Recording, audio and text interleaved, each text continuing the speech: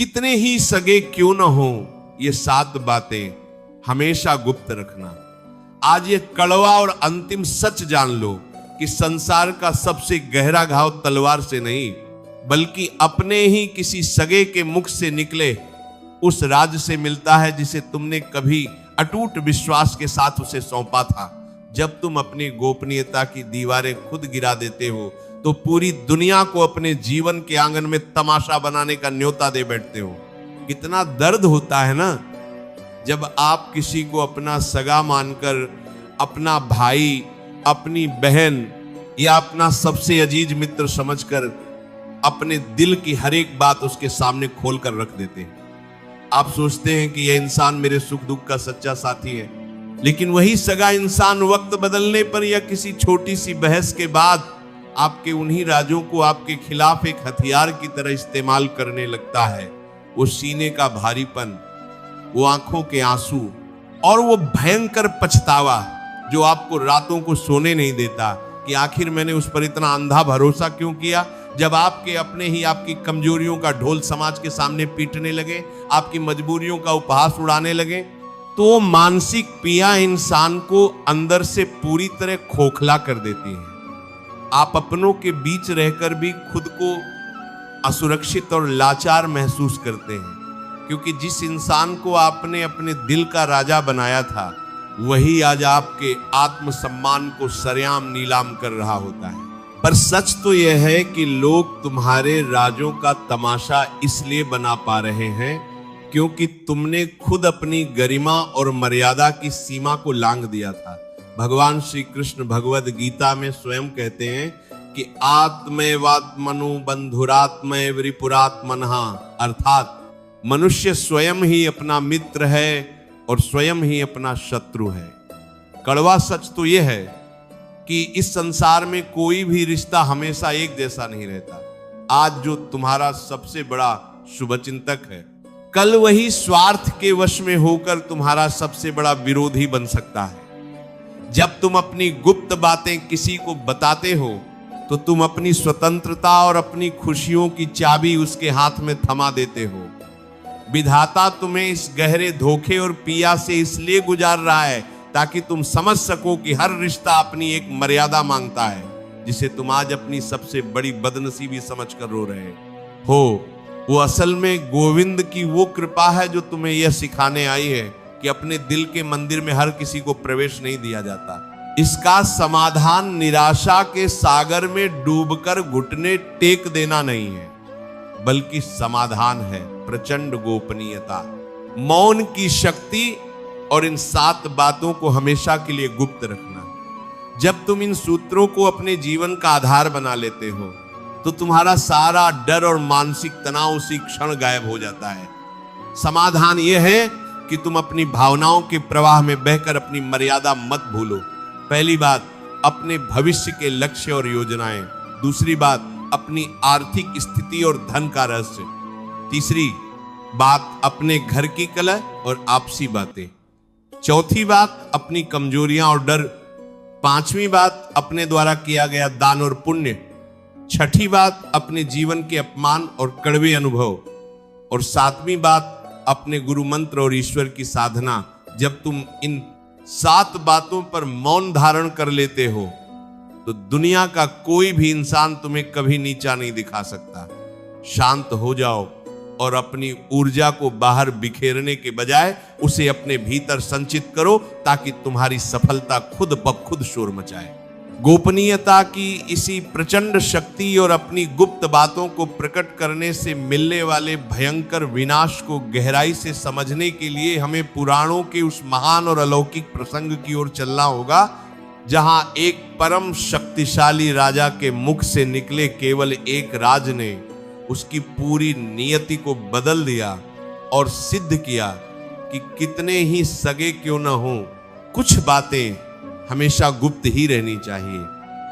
ये अमर गाथा है श्रीमद् भागवत पुराण और महाभारत में वर्णित असुर राज बलि और उनके राज की राजा बलि विरोचन के पुत्र और प्रहलाद के पौत्र थे, जो अत्यंत पराक्रमी और दानी थे।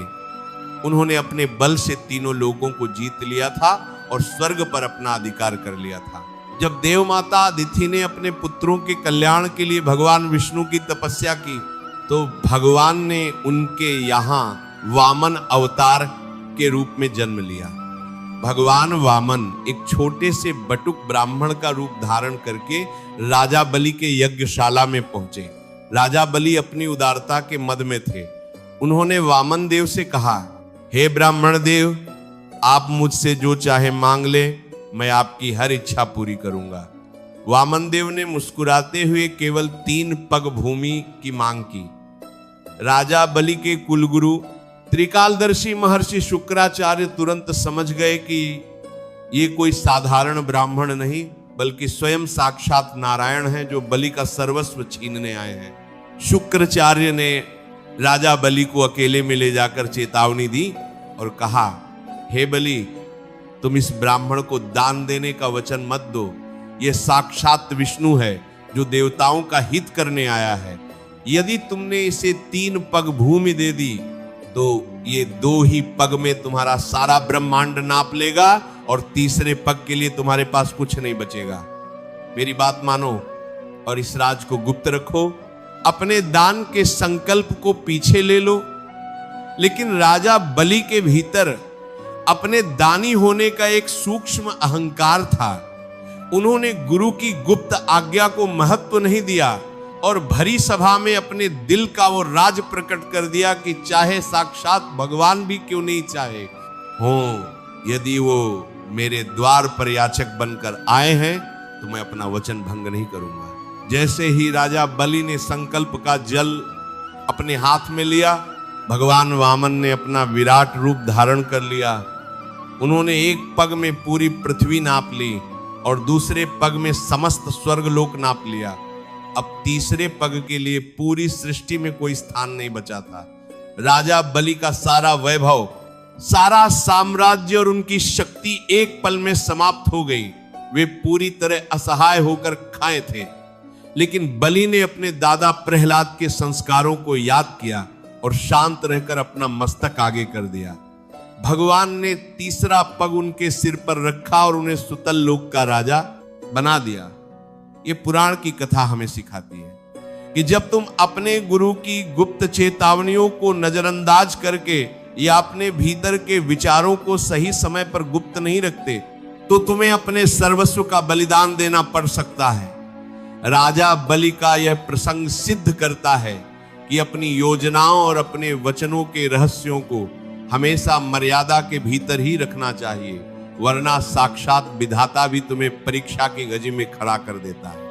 रिश्तों की कजवी सच्चाई भी यही है कि यहाँ लोग केवल उतनी ही देर तक वफादार रहते हैं जब तक उनका स्वार्थ आपसे जुआ होता है। जब आप अपनी कमजोरियां और अपने घर के भेद अपनों को बता देते हैं, तो अनजाने में आप उन्हें वो नक्शा दे देते हैं जहां से वो आपके दिल पर सीधा वार कर सके।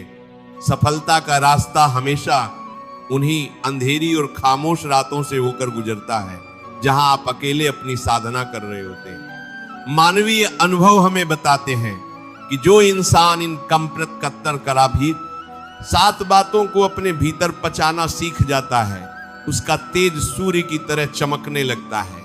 किस्मत का रोना वो रोते हैं जो हर राह चलते इंसान को अपना सगा मानकर अपने दिल का हाल सुनाने लगते हैं। तुम उस परमात्मा के अंश हो जिसने पूरे ब्रह्मांड को अपने भीतर समा रखा है। अपनी मेहनत को अपनी सबसे बड़ी पूजा बना लो। जब तुम पूरी शिद्दत से अपने करियर को ऊंचाइयों पर ले जाने के लिए काम करते हो और अपनी गुप्त शक्तियों को केवल अपने कर्म से प्रकट करते हो, तो जीवन एक सुंदर उत्सव बन जाता है। जो लोग आज तुम्हारी सादगी का मजाक उड़ा रहे हैं, कल वो तुम्हारी इस गंभीरता को देखकर हैरान रह जाएंगे। अपनी गरिमा को कभी किसी के पैरों में मत कुचलने देना। रोजमर्रा की जिंदगी में भी जब तुम्हें लगे कि कोई तुम्हें उकसा रहा है ताकि तुम अपने राज उगल सको, तो रुकिए, गहरी सांस लीजिए और मन ही मन कहिए, राधे राधे, मेरी शांति मेरी अपनी है। मेरे प्यारे योद्धाओं, अब उदास होना छोड़ दो। यह समय चिंताओं में गलने का नहीं, बल्कि खुद को एक नई और विराट पहचान देने का है। तुम कमजोर नहीं हो, तुम तो वो महासागर हो जिसकी गहराई को कोई नाप नहीं सकता। चिंता मत करो, क्योंकि तुम्हारी हर एक रात की खामोश तपस्या उस सामरे की नजर में है। वह सही समय पर तुम्हें वो सफलता देगा जिसकी दुनिया मिसाल देगी। अपनी नीयत को सार रखो, अपने चरित्र को बेदाग रखो और अपने मार्ग पर अडिग रहो। जीत तुम्हारी ही होगी, क्योंकि तुम्हारा सारथी स्वयं द्वारकाधीश है और वह तुम्हारे हर एक गुप्त संकल्प को पूरा करना जानता है। भरोसा रखो, जो होता है हमेशा अच्छे के लिए ही होता है। आज का ये अकेलापन और ये मौन कल की तुम्हारी सबसे बड़ी मजबूती बनने जा रहा है। अपनी कहानी को खुद लिखो, आंसुओं से नहीं, बल्कि अपने निरंतर पुरुषार्थ और अडिग विश्वास से श्री कृष्ण की शिक्षाओं को अपना कवच बनाओ और इस कर्म पथ पर निडर होकर आगे बढ़ चलो। जीत तुम्हारी ही होगी, क्योंकि जिसके साथ स्वयं गोवर्धनधारी हो उसका अहित तो काल भी नहीं कर सकता। मंजिल तुम्हें पुकार रही है, बस तुम्हें खुद को पाकर आगे बढ़ना है। सब ठीक हो जाएगा, बस तुम अपनी मुस्कुराहट को वापस आने का रास्ता तो दो। अगर आज की इन बातों ने तुम्हारी सोई हुई आत्मा को झकझोर दिया है, अगर तुम्हें महसूस हुआ है कि वाकई तुम्हें अब किसी स्वार्थी इंसान के सामने अपने राज खोलने की जरूरत नहीं है, बल्कि इन सूत्रों का पालन करके आगे बढ़ना है, तो इस प्रचंड शक्ति को अपने रोम रोम में महसूस करो। तुम अकेले नहीं हो, तुम्हारे हर मौन संघर्ष और हर सच्ची प्रार्थना के साक्षी साक्षात नारायण हैं। अपनी आंखें बंद करो और उस परम शांति को अपने भीतर महसूस करो। तुम हर परिस्थिति से बहुत ऊंचे और महान हो। विश्वास रखो, तुम्हारा आने वाला कल तुम्हारी कल्पना से कहीं ज्यादा भव्य, सफल और आनंदमय होने वाला है। बस खुद पर से और उस बनाने वाले पर से कभी यकीन मत खोना।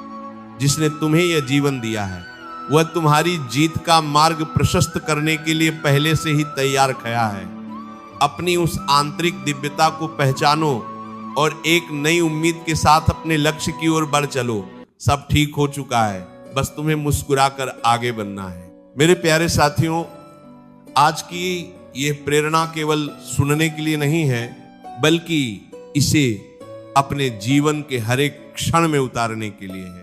इन 7 बातों को गुप्त रखो और देखो कैसे तुम्हारी पूरी दुनिया बदल जाती है। अगर आपको आज के इस सत्संग से नई हिम्मत मिली है और आप भी मानते हैं कि गोपनीयता ही आत्मसम्मान की असली चाबी है, तो इस सकारात्मक ऊर्जा को केवल अपने तक ही सीमित मत रखिएगा। न जाने कितने भाई बहन आज अपनों के दिए विश्वासघात के अंधेरे में बैठे रो रहे होंगे, जो खुद को लाचार समझकर हार मान रहे होंगे, जिन्हें शायद आपके एक छोटे से प्रयास की, एक साझा किए गए संदेश की सख्त जरूरत हो। इस सत्य के प्रकाश को हर उस दिल तक पहुंचाएं जो आज अपनी शांति खो चुका है। अपनी भावनाओं को साझा करने के लिए और खुद से ये अटूट वादा करने के लिए कि हाँ प्रभु, मैं अपनी मर्यादा की रक्षा करूंगा और अपने इन सूत्रों को गुप्त रखूंगा। कमेंट में राधे राधे लिखें, सब्सक्राइब करें और अंत में राधे राधे, जय श्री कृष्ण।